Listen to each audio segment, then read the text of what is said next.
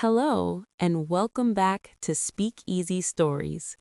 I'm really glad you're here with me today. This is a calm space where you can practice English naturally. You don't need to rush, you don't need to be perfect.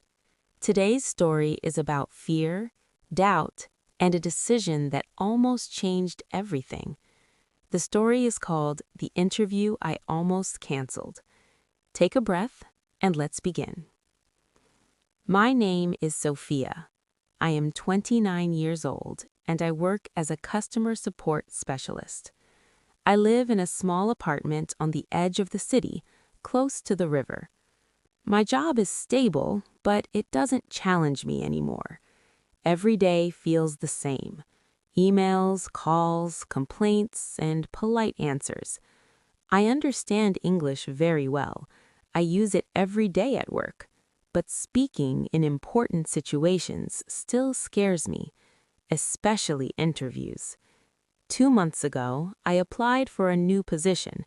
It was a better job with more responsibility and better pay. I didn't think they would reply, but one morning, I opened my email and saw the message. We would like to invite you to an interview. My heart jumped.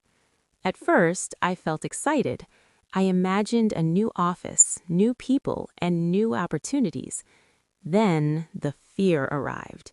The interview would be in English. Not emails, not short answers.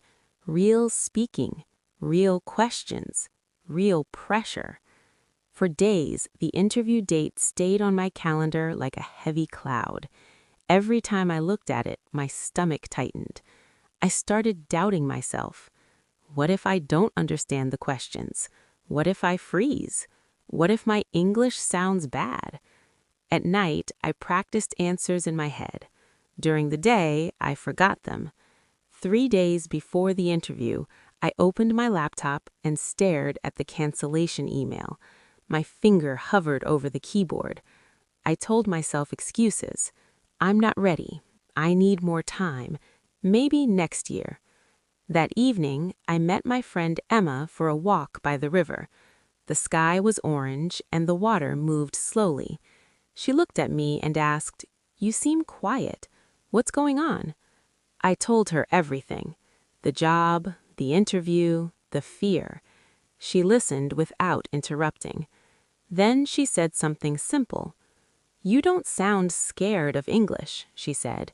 "You sound scared of being seen." Her words stayed with me. That night, I didn't cancel the interview. Instead, I did something different. I didn't try to sound perfect. I didn't memorize answers. I practiced speaking clearly and slowly. I practiced explaining ideas in simple words. I practiced staying calm. I reminded myself that interviews are conversations, not exams. The day of the interview arrived. I woke up early. My hands were cold, my heart was loud. I made tea and sat quietly for a few minutes. I took deep breaths and reminded myself to speak one sentence at a time. When the call started, I saw 2 faces on the screen. They smiled and greeted me. "Thank you for joining us, Sophia," one of them said. "You're welcome," I replied, softly but clearly. They asked about my experience, my current job, my goals. At first, my voice shook slightly, but as I continued, something changed. I focused on meaning, not mistakes. I listened carefully. I answered honestly. Sometimes I paused. Sometimes I corrected myself. And that was okay. Halfway through the interview, one of them nodded and smiled. "That's a very clear explanation," she said.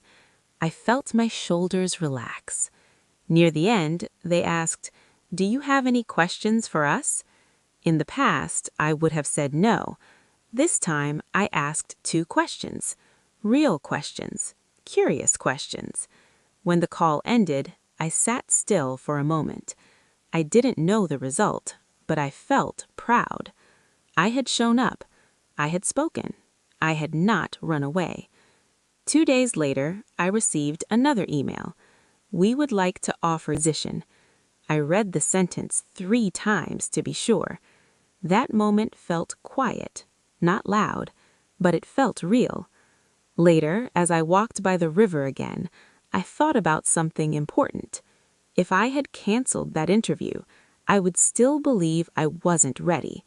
But I was ready enough. Confidence didn't come before the interview. It came because of it.